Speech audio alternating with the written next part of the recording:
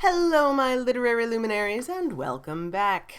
This is Top 5 Thursday, and this is an interesting topic, and I feel like I've said this a lot lately, but I had a little bit of trouble with it. But I think I've come up with an interesting list, and I'm excited to share it with you. So without further ado, let us do our Top 5 Biggest Badasses.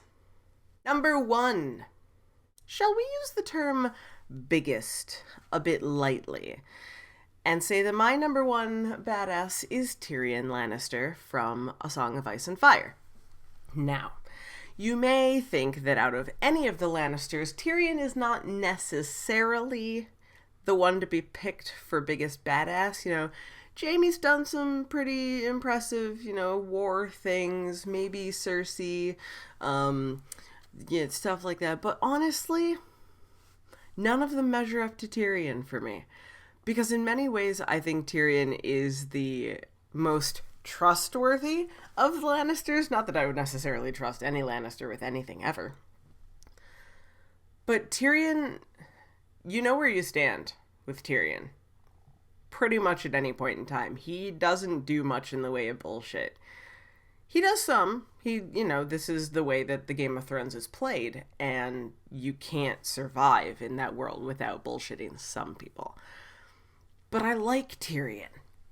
I like the way he thinks. And honestly, if Tyrion Lannister ends up on the Iron Throne, I'm okay with that, to be perfectly honest. But he's done some pretty impressive things, and especially in the world that he's in, he's overcome some pretty significant odds to get away with what he's gotten away with. So he's definitely earned the top place for my biggest badasses list. Number 2. Number 2 is another one that I don't think people would consider a badass necessarily, but one that I definitely would consider is Raceland from the Dragonlance Chronicles. Raceland is sick all the time. It's a major plot piece in a lot of ways in the beginning in the books, in that, Raceland's always coughing, his health is really bad, Caramon has to take care of him all the time. He looks like he's this liability to, this Dungeons and Dragons team, as it were, wandering around through this world of, magic and jazz. And Raceland wants to become a mage, and especially, I believe it's in Soulforge that he does this, though I can't remember. But when he goes through the trials and whatnot to become a mage, there's some concern at first that Raceland's not going to be able to do it because it's going to be such a drain on his health. And to my memory, it's hard. But Raceland is such a badass. He's really nasty, to be perfectly honest. There's a whole bunch. I haven't read the Dragonlance Chronicles in a while. I'd really like to reread them at some point. But there's ice there. 0 fucks were given that day. Every day. Any day. But you don't mess with Raceland, and I like badasses that are easy to misjudge. I think that's probably why I like Tyrion as well. You don't think that you're gonna have trouble with these people. You can get anything past them, nothing's gonna, they can't stop you, blah blah blah, and then they wreck your day. And Raceland is really good at wrecking days. Number 3. Deviating only a tiny bit from the book's version of badasses, though I did include him because I believe both in reality and in the world in which he exists, he is in books. But I would be loath to leave out Dean Winchester of the Supernatural series. Dean Winchester is the biggest badass. He's died 9 times now? You can't. Granted, Sam is a close second next to him, so really either of the Winchester boys, but I'm going to pick Dean because Dean is my spirit animal. And do I really need to explain this one? He's Dean Winchester. He is the definition of badass. Number 4. I'm starting to notice a trend in this list. I think Dean is the only one that doesn't fit, but a lot of these are badasses that don't look like they should be. And my number 4 choice is Janelle from the Black Jewels trilogy. Janelle is a little girl.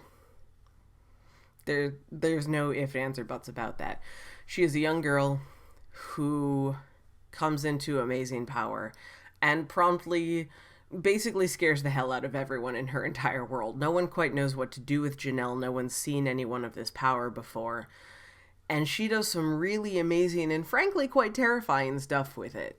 And again, you look at Janelle and you're like, oh, little girl, pat on the head, la la la. No. No, Janelle will make your life very difficult if she decides that your life needs to be made difficult. Holy cow. I can't. She's damned impressive. And she's an amazing... I mean, there's a whole bunch of characters from Black Jewels I could have put here and have chosen not to. But Janelle deserves her space on this list, because if I don't put her here, bad things are going to happen to me. And number 5.